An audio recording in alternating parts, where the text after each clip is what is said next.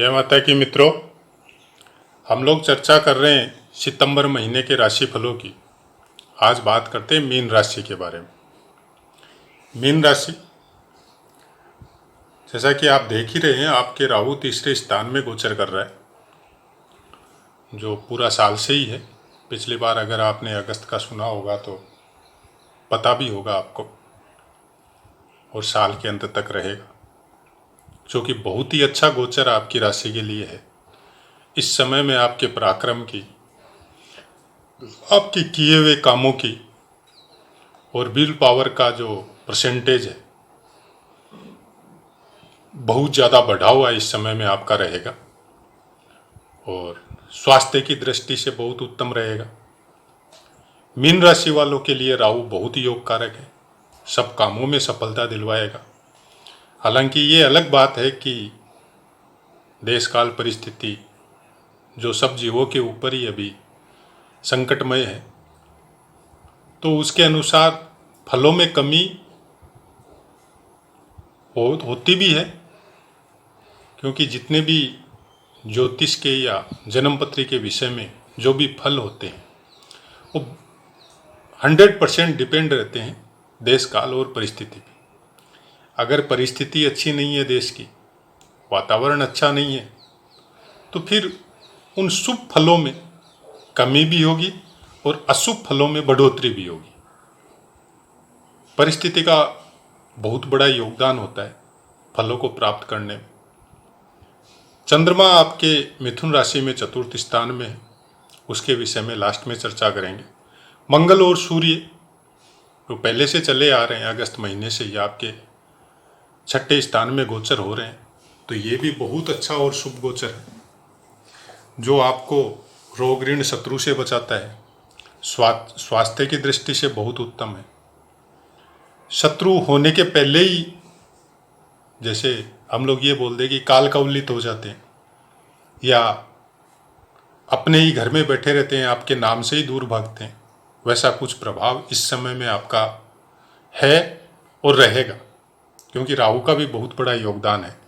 और गुरु 12वें स्थान में गोचर करते हुए इनको पूर्ण दृष्टि से देख रहा है, तो गुरु की वजह से जो ऊर्जा इस समय में आपके अंदर जबरदस्त है, उसको ये कुछ कंट्रोल करता है, जिससे क्या होता है कि ज्ञान की मात्रा जब इंसान के अंदर बढ़ती है तो अपनी ऊर्जा से वो गलत काम नहीं करता। से लड़ाई झगड़ा है और है, तो वो सब नहीं करता। तो उसकी वजह से, गुरु की वजह से मंगल और सूर्य की ऊर्जा कंट्रोल हो रही है, तो वो ऊर्जा फिर दूसरे कामों में लगती है। आपके कर्म से संबंधित हो, बिजनेस से संबंधित हो, स्टडी से संबंधित हो, वो सब ऊर्जा उस कामों में फिर वो यूज होती है। तो उसका अच्छा फल आने वाले समय में या प्रेजेंट में भी आपको दृष्टिगोचर हो रहा होगा, आपको मिल भी रहा होगा। बुध और शुक्र आपके 7वें स्थान में, बुध स्वक्षेत्री, तो यहाँ पे वाइफ हो, परिवार हो, पार्टनरशिप का बिजनेस हो, उसमें अच्छी उन्नति की संभावना है। वाइफ से रिलेशन बहुत प्रगाढ़ और बहुत मधुर रहेंगे। शनि आपके 11वें स्थान में गोचर है, जो ये साल पूरा रहेगा, उसका भी बहुत अच्छा फल आपको इस समय में देखने को मिला होगा और मिल भी रहा होगा, क्योंकि काम चाहे आपका छोटा हो चाहे थोड़ा हो, लेकिन उसका लाभ भरपूर मात्रा में दिलवाता है शनि महाराज। धीरे दिलवाता है, वो एकदम तीव्र गति से कोई भी काम नहीं करता है, स्लो मोशन में रहता है, तो धीरे धीरे लाभ की मात्रा बढ़ाते जा रहा है आपका। और ये भरपूर लाभ तब देगा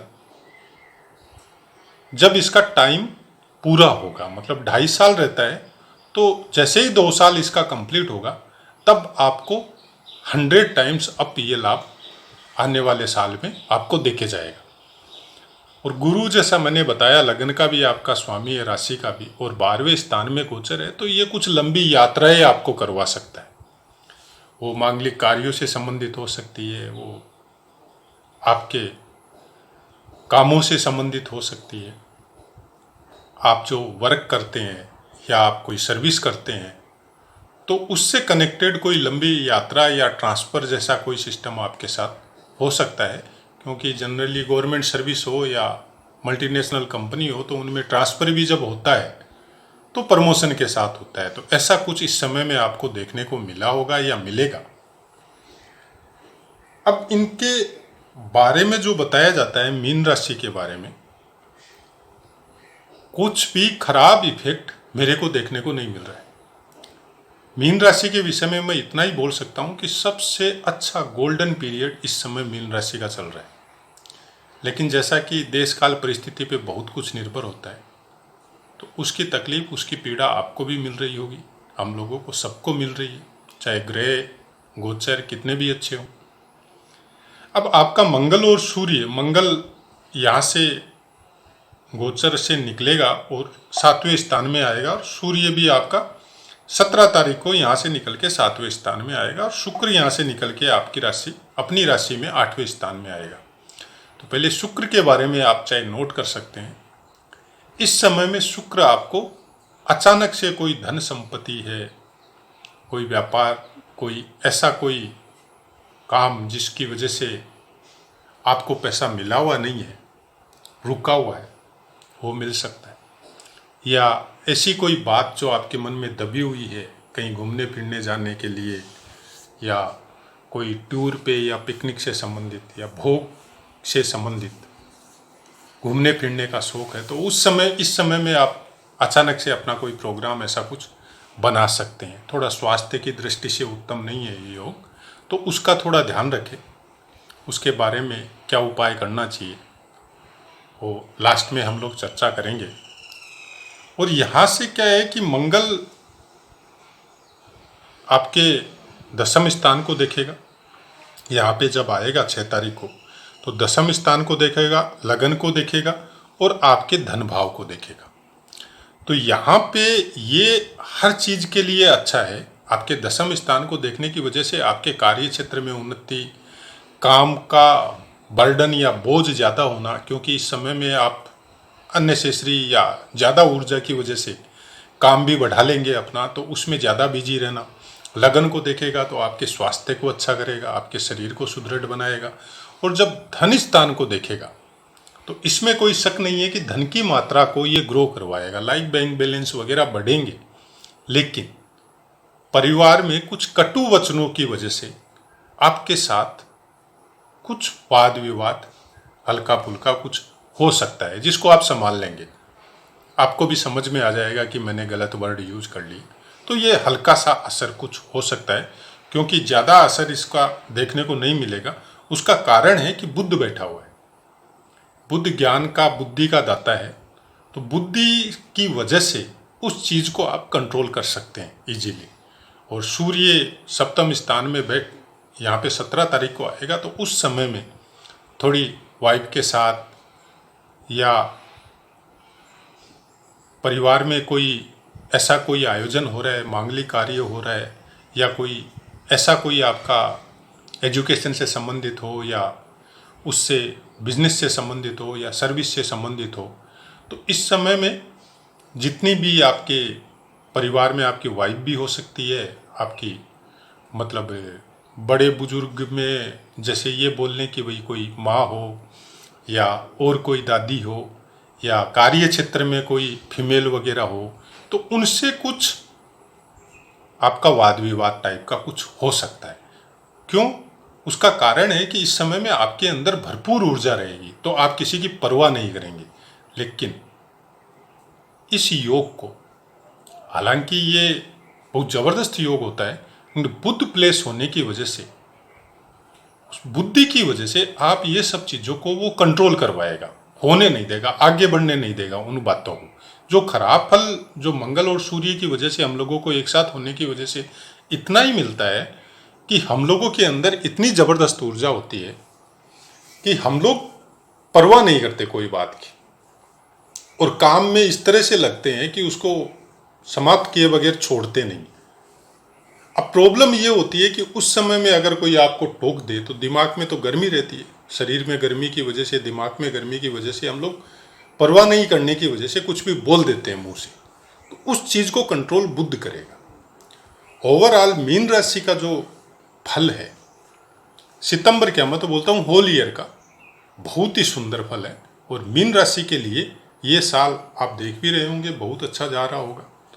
खासकर जो डॉक्टर्स हैं या कोई अच्छे आईपीएस आईएएस ऑफिसर है या आप कोई टेक्निकल वर्क कर रहे हैं, कोई टेक्नोलॉजी से संबंधित, उनके लिए तो बहुत ही सुंदर इस समय का पीरियड जा रहा होगा। अब एजुकेशन से संबंधित जितने भी आदमी हैं उनको थोड़ी प्रॉब्लम आ रही हो, चाहे वो स्टूडेंट हो, चाहे वो डिप्लोमा कर रहे हों, तो इस समय में उनका दिमाग कुछ भ्रमित रह रहा है। मतलब वो कार्य क्षेत्र का या अपने सब्जेक्ट का ठीक ढंग से चुनाव नहीं कर पा रहे हैं। इसमें जाऊं उसमें जाऊं, इस तरह का उनका दिमाग में डिस्टर्बेंस चल रहा है। अब उसका कारण है शनि और राहु, दोनों ही आपके योग कारक है, लेकिन वर्तमान में ये चंद्रमा के नक्षत्र में गोचर कर रहे हैं और सब जीवों पे इसका असर जो हम लोग वर्तमान में पूरी पृथ्वी पे ही देख रहे हैं, उसका कारण यही है। चंद्रमा जनता का कारक है, चंद्रमा मन का कारक है, चंद्रमा जल का कारक है और चंद्रमा डेली इनकम के जो साधन है, जो धन आपके पास आता है, उसका भी कारक है।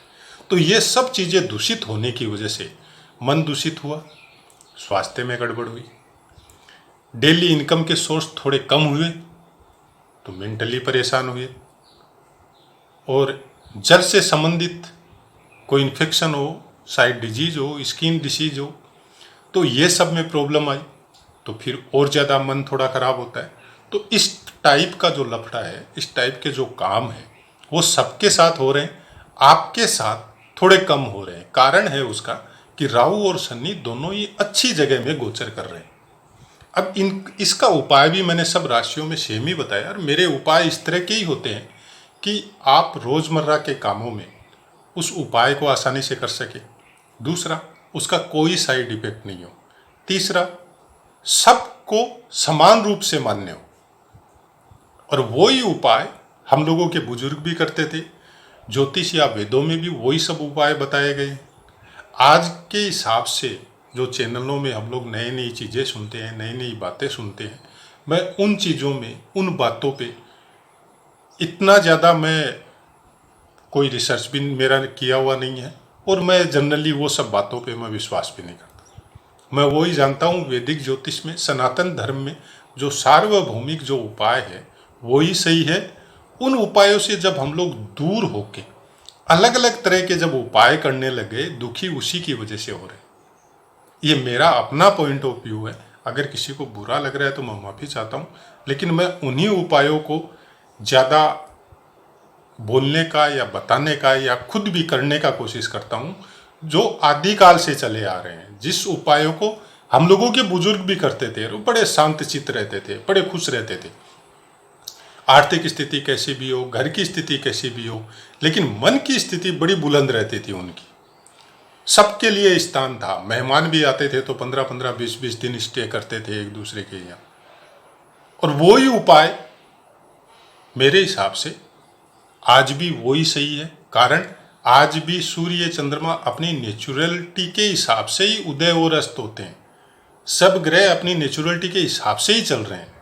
हम लोग स्वार्थ में या बहुत से ऐसे कारण हैं कि उनसे दूर होते चले गए।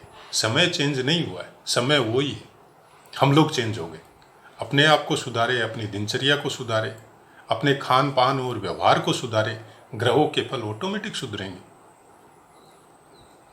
अब ये तो मेरे से बताया नहीं जाएगा कि आज आपका भाग्य इतना % है, इस तारीख को इतना % होगा, आपका ये गोचर है तो आपके लिए ये खराब है, आप ये मत करो, सब कुछ करो। मेरा तो कहना हमेशा यही है कि परिवार में जो काम, जो दिनचर्या में आप लोग कर रहे हैं, वो सब कुछ करो, लेकिन खुद अपने ऊपर रिसर्च करो कि कहीं आप कुछ गलत कर रहे हैं क्या। सबसे बड़ा गुरु आपकी खुद की अंतरात्मा है। किसी गुरु की शरण लेने के पहले अगर आप अपने गुरु को, जो आपके अंदर विद्यमान है, उसको डेवलप कर ले, उसको खाद पानी दे, उसको आगे बढ़ाए, तो वो आपको सब कुछ बताता है। जब हम लोग किसी के साथ कुछ गलत करने जाते हैं, किसी के विषय में गलत बोलते हैं, तो अंदर में कोई बोलता है हम लोगों को कि हम लोग गलत कर रहे हैं। आप सोचिए कि जो जिनके भी बड़े बुजुर्ग होंगे घर में, जो उम्र में, ज्ञान में अच्छे परिपक्व है, उनके साथ बैठ के आप किसी के बारे में कोई बात कीजिए, वो फट से बोल देंगे क्या ज़रूरत है तेरे को। हम लोग अपना काम देखें ना, दूसरे की बातें करें, इतना टाइम कहाँ है। अगर बातें करो तो कोई भले की करो, कि उसका कोई गलत हो रहा है उसके साथ तो उसको सुधारना है। तो बड़े बुजुर्ग आज भी उसी लेवल में है, तो समय चेंज उनका तो नहीं हुआ, वो तो आज भी वैसी ही बातें करते हैं। तो मेरा कहने का मतलब इतना ही है, अपनी दिनचर्या में थोड़ा सा सुधार करें। चंद्रमा के विषय में मैंने बताया नहीं था, उसका कारण ये है, चंद्रमा 1, 3, 6, 7, 10, 11, 1, 3, 6, 7, 10 और 11 इन स्थानों में चंद्रमा का शुभ गोचर होता है। तो आप इसको नोट करके रख लें। उसके बाद में आप देखिए आपका नक्षत्र क्या है। आपके नक्षत्र के हिसाब से आपके लिए कौन कौन से नक्षत्र शुभ है, उसके विषय में बहुत पाठ मेरे दिए हुए हैं, तो आप उनमें जाके सुन लीजिए, नोट कर लीजिए। और ज़्यादा डीपली अध्ययन करना चाहते हैं तो इस चैनल में मेरे इतने पाठ दिए हुए हैं, अगर थोड़ा सा भी आप उनको सुन के, अगर कुछ नोटिंग करके अपने लिए जो प्रॉफिटेबल हो वो चीज़ नोट करके और उसी हिसाब से अपनी दिनचर्या में उसको लगा के चलेंगे तो बहुत कुछ, एक तो गलत आदतों से बचेंगे, एक ग्रह नक्षत्र की वजह से जो पीड़ा आपको मिल रही है उससे बचेंगे। जब हम लोग बच रहे हैं, जो इनको फॉलो कर रहे हैं वो लोग बच रहे हैं, तो आप लोग भी बचेंगे। दिनचर्या में सुधार ग्रह नक्षत्रों के बुरे प्रभाव को ऑटोमेटिक कम कर देता है। अब अगर हम लोगों को पता चल गया है कि हम लोगों से कोई ऐसे ही काम में जाना है जिसको पहले से पता है कि वो होगा, लेकिन अगर राहु काल में निकल गए, चंद्रमा का शुभ गोचर नहीं है उस दिन चले गए, या नक्षत्र उस दिन का हम लोगों को सपोर्ट नहीं कर रहा है उस दिन चले गए, तो 100% श्योर है वो काम नहीं होगा। आपको यकीन नहीं है, आप एक्सरसाइज में देख लीजिए, अभ्यास करके इसको। और कई बार क्या होता है कि काम बनने वाला नहीं है, पहले से पता है, लेकिन अच्छे समय में, अच्छे योगों में अगर घर से निकले हैं उस काम के लिए, तो चाहे बनने वाला नहीं हो फिर भी ना सुनने को नहीं मिलता। वो ये बोलेगा ठीक है, हम कोशिश करेगा। ये प्रैक्टिकल मेरा एक्सपेरिमेंट है। किताबों में लिखा है, गुरुओं ने बताया है, वो सही है, लेकिन जब आपको प्रैक्टिकल एक्सपीरियंस होता है वो सबसे बड़ा ज्ञान है। ज्ञान किताबों से लो, गुरुओं से लो, तब तक वो ज्ञान है, और जब प्रैक्टिकल नॉलेज हो आपको तो वो ज्ञान विज्ञान में कन्वर्ट होता है। तब आप कॉन्फिडेंट हो जाते हैं अपने ऊपर कि नहीं ये बातें सही है, और इन बातों में बहुत कुछ सही है। आप देखिए, जो चीज़ दैनिक दिनचर्या में ज़रूरत है, गोचर के विषय में, वेद कहाँ कहाँ होते हैं, कौन से ग्रह, नक्षत्रों के बारे में, नक्षत्र से हम लोग क्या क्या जान सकते हैं अपने बारे में, इतने पाठ मेरे दिए हुए हैं। अगर आप उनका अध्ययन करेंगे और उनको अपनी दिनचर्या में, अपने दैनिक जीवन में अपनाएंगे तो आपको बहुत फायदा उस चीज़ का, उन कामों का मिलेगा। बाकी पाठ से संबंधित कोई बात हो तो आप कमेंट कीजिए। रही बात उपाय क्या करना है, सबके लिए समान उपाय बता रहा हूँ फिलहाल मैं।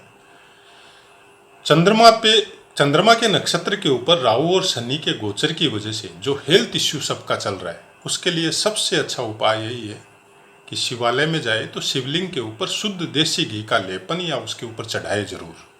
आप दूध धारा देते हैं, जल धारा देते हैं, चावल चढ़ाते हैं, सब कुछ कीजिए, मैं उसमें मना नहीं कर रहा हूँ, लेकिन घी जरूर चढ़ाइए, शुद्ध देसी घी। घर में नहीं मिलता है, हर शिवालय के सामने धार्मिक कामों से संबंधित सामानों की दुकान रहती है, वहाँ से आजकल 10 ग्राम 50 ग्राम का भी बोतल या कुछ मिलता है पैकिंग घी, वो शुद्धि आता है। पूजा के लिए जो घी देते हैं वो लोग, अगर उनको बोला जाए कि मेरे को शुद्ध देसी घी चाहिए, तो उस क्षेत्र के हिसाब से जहाँ का जो शुद्ध घी है वही लोग वो यूज करता है। तो उसको चढ़ा के अगर आप शिवलिंग पे लेपन करते हैं, अपनी आस्था रखते हैं उसके ऊपर और भगवान से प्रार्थना करते हैं, तो स्वास्थ्य की दृष्टि से ये उपाय सबसे उत्तम है। इससे अच्छा उपाय कुछ नहीं है। जरूरत है आपकी आस्था और उस पर विश्वास की। अगर आस्था प्रगाढ़ है और विश्वास में कोई कमी नहीं है, तब ये उपाय सफल है। इससे ऊपर कोई उपाय नहीं है। फिर अपने आप को पॉजिटिव रखें, कोई भी काम करे उसमें पॉजिटिव थिंकिंग रखें। बाकी माता रानी से यही इच्छा है, आप लोग सब सुखी रहे, सब स्वस्थ रहे। अब अपनी वाणी को विराम देते हुए मैं आज्ञा चाहता हूँ। जय माता की मित्रों।